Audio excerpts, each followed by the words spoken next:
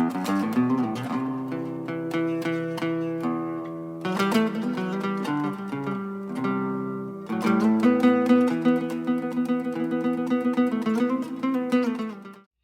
so now in this next one, what I'm going to show is just some of the upper body stuff that I learned from Grandmaster Perkins and also Grandmaster Karen.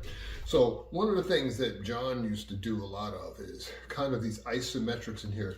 And this is like Charles Atlas stuff. And you know, the guy was a genius, Charles Atlas. Well, John was a genius too, but Charles Atlas was a genius. And he understood that you can develop tremendous muscular and tendon strength doing isometric. So what I'm going to do here is I'm going to bring my hands together first. And all I'm going to do is keep my elbows in and my hands about chest height. And I'm just going to push inward.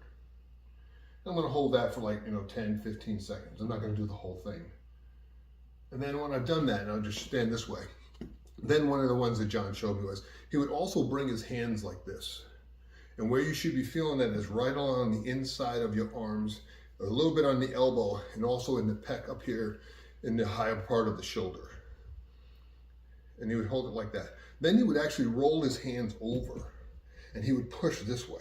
And where you should be feeling is again on the inner part of the arm, on the bicep, the upper part of the shoulder, and also here in the upper part of the pec. And he would just hold that like 10, 15 seconds, concentrating on keeping the tension even. And usually I always say 3/4 tension, because again, when you're doing isometric, you don't really know what full force is. Then he would do something very interesting.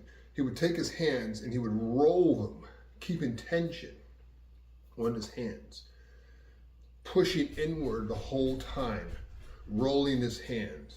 And the idea behind that was just to develop a little more strength. More like developing strength in these different positions with your arms, just so that when you're in the middle of the melee and you hit or you clash with your arm in some weird position, you're less likely to tear something. The other ones he would do, and people have actually seen him do this, but they didn't know what he was doing, where he would put his hand on top of his hand and he would rotate, pushing downward and upward. And he would rotate, but you'll notice it was all in the shoulders. And he would do stuff like this. And he was just pushing down, where if you practice this, you can actually feel it in the shoulders. The other thing he would do that was very similar is he would actually put his hand in the position as if he was chopping, take his other hand, put it over top, and he would just do these extensions.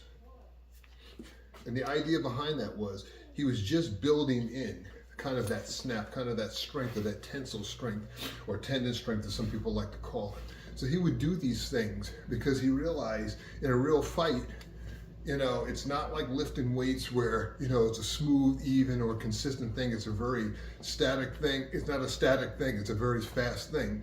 So he's just trying to build strength in these different positions for microseconds at a time, and isometrics helps you develop that. I'm going to continue on then and show you something else. And actually, I think if I remember correctly, I got to look. We actually showed this in the book Attack Proof, where we showed how you can also use a wall to do similar isometrics just for your striking. Okay, so for this one, I'm going to show how you can use a wall to kind of do the same thing you were doing, only you're kind of positioning yourself as if you're striking. Once again, I apologize for the noise, but like I said, it's like 15 degrees outside, and I'm not trying to get sick.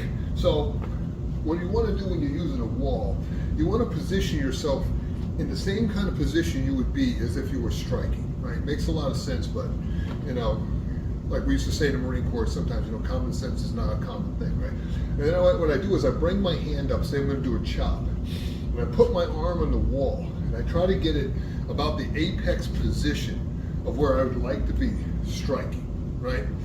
Bringing my hands up, and I try to position myself in the same position as I would as I was striking. And what I'm going to do is pushing from the ground, and this is key, pushing from the ground. I'm going to apply force to the wall. So I can feel my legs engaging. I can feel myself pushing into the wall. And then using the isometric effect here, pushing back and really feeling that going down the arm. You should be feeling it, especially in the tricep, in the upper body, and also the posterior deltoids, the lats, all that good stuff. And all the way down to your feet. And you're just trying to develop that kinetic chain. And I hold myself there, 10, 15 seconds, whatever I'm going to do. I'll even start turning and moving my body, keeping the tension there, strengthening those muscles as if I were chopping. If I was throwing a fist or a palm strike, it's the same thing. Positioning myself in the position I would want to be as if I'm dropping that thing in, and then pushing from the ground, rooting from the ground, feeling my body really bear down, holding it for, like I said, 10, 15 seconds. Then feeling myself actually moving with regard to my muscles. And of course, you want to practice it with both sides. Remember that in a fight, your arms are equal, right?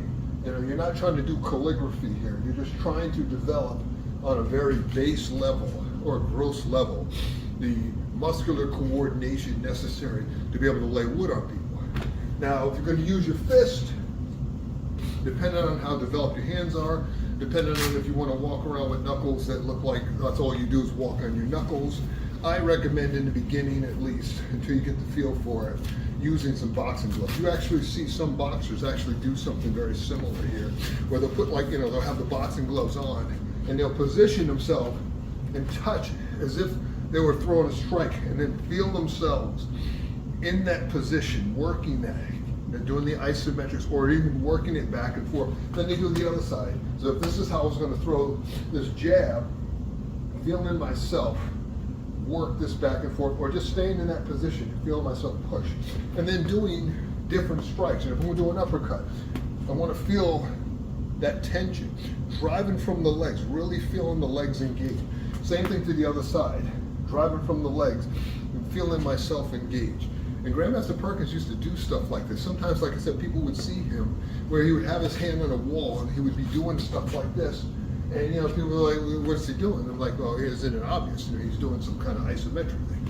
If you don't have a pair of boxing gloves and you want to get the same effect, you know, you can even use a pad. You know, I got my, you know, my Muay Thai pad here. I put my fist on the wall and I push. Again, everything's coming from the legs. And then I hold myself in that position. Then I might even feel myself moving around a little bit, but I'm keeping the tension as equal as possible. And I do the same thing to the other side. And feeling myself as I'm holding in that position, feeling that tension all the way down into the feet. This is important because when you punch, you don't want to punch with your arms. Everybody talks about this stuff, but you got to really work that coordination and timing and that neuromuscular coordination with the legs and the feet and the arms, because there is a timing to it.